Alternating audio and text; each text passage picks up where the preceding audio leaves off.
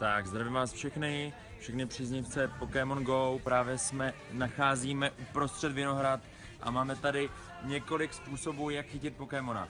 Mám vám tady názornou ukázku, jednoho ještě tady mám při sobě, prosím pěkně, a vypravíme se tady za prvním způsobem a to je ten nejjednodušší, když se nám nehýbe. Prosím pěkně.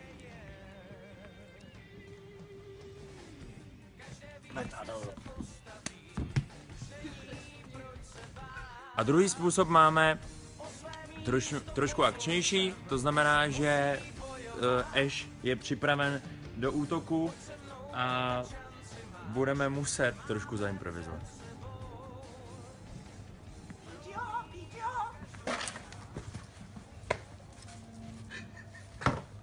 Nejhorší situací je, když je Pokémon evolvován, tudíž má daleko větší sílu, budete muset být daleko akčnější a budete muset přijít na to, jak ho omráčit.